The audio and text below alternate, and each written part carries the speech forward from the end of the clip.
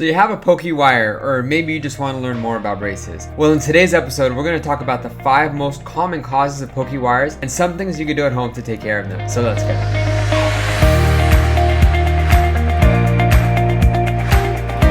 What's up guys, welcome back to another episode of Braces Explained. My name is Dr. Greg, and if this is your first time on the channel, welcome, and please consider hitting the subscribe button as well as the thumbs up for more content like this. And if you're a returning subscriber, what's up? Hope you guys have all been doing awesome and are staying safe. Like I said, in today's episode, we're going to talk about the 5 most common causes for a pokey wire and some tips and tricks that you can do at home to help take care of this discomfort. And I've spent a lot of these last few episodes in the beginning kind of talking about other things. So in today's episode, let's just dive right into it. So one of the main causes for a pokey wire is a broken bracket. This is especially true if it is the most back tooth broken bracket, because what's going to happen is if you break a bracket, and let's say it's the furthest tooth all the way in the back, the bracket might come out and you can have it, but the wire is still extending all the way to that last tooth, right? Now this wire can then go and poke your cheek, poke your gums, and cause a lot of discomfort. So like I always say, please be careful with the foods that you eat to make sure that you're not breaking these brackets off of your back teeth. 1, it could cause discomfort, and 2, it can increase your treatment length. So please don't do that. Have you guys ever had a pokey wire that caused irritation? Let me know in the comments of today's video, and what was it caused by?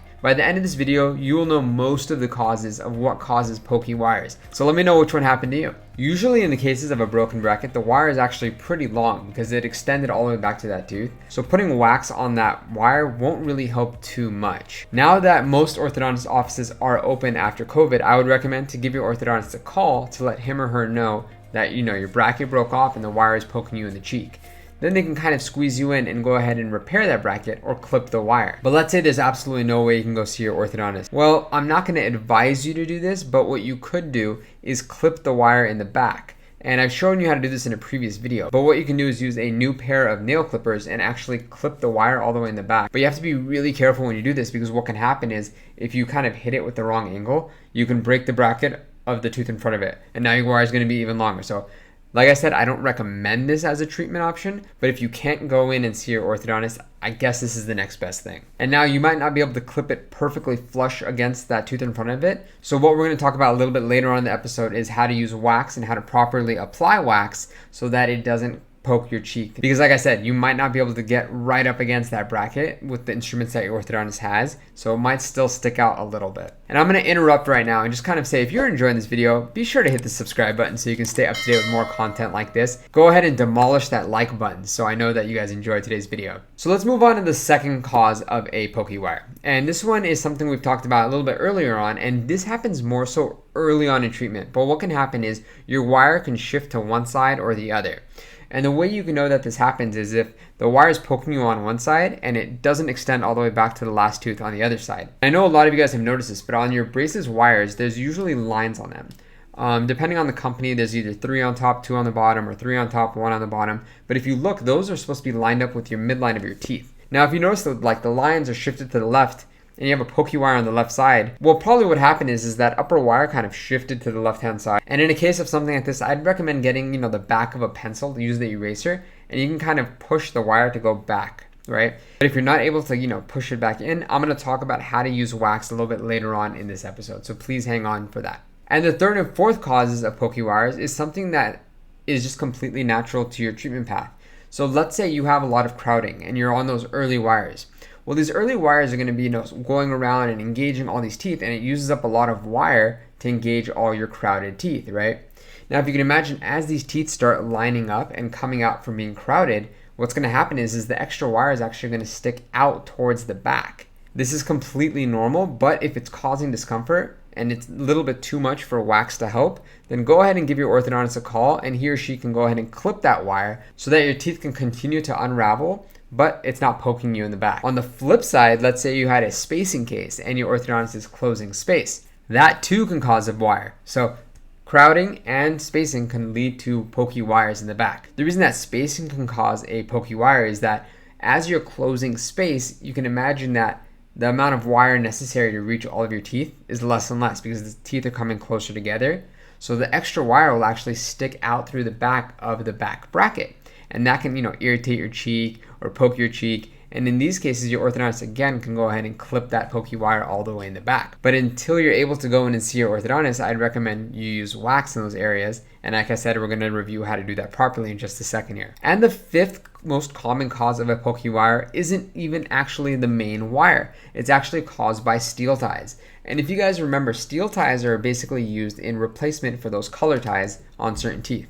If your orthodontist is really trying to tie in that wire, he or she might use something called a steel tie, which they twist onto the bracket, and it has a little pigtail when it's cut.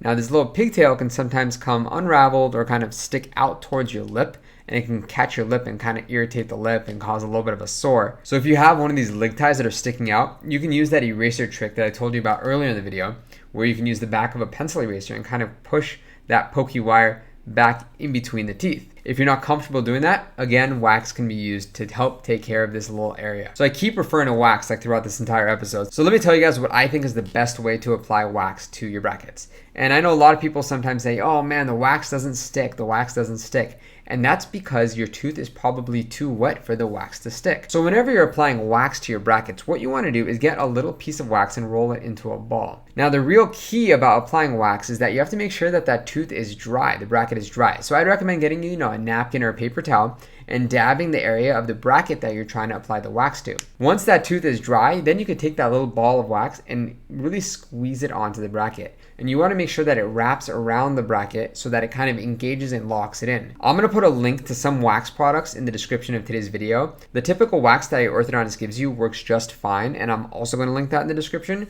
But I really like this product called Gishigu and Orthodots. Those are both really good products because what happens is that they actually harden a little bit more. They're not going to harden enough to break a bracket off of your teeth, but it will hold onto your brackets a little bit better. But the real key with any wax that you use is make sure that your bracket is dry. That's like the best advice I can give you, because if you don't have a dry bracket, the wax won't stay, the wax is going to keep coming off, the wire's going to keep poking you, and you're going to be irritated. Also, if a sore develops from the area where the wire is poking your lip, I also recommend that you get some sort of a topical anesthetic. Now, check with your orthodontist to make sure that you don't have any allergies or anything to these things.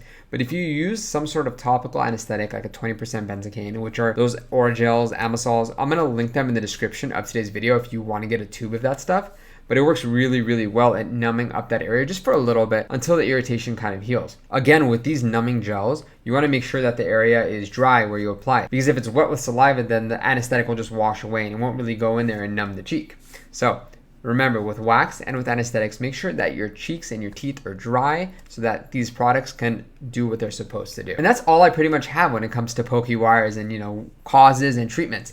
If you guys enjoyed today's video, let me know in the comments. And if you wanted to learn more about another topic, also let me know so I know kind of how to cater this channel and give you guys videos that you really enjoy.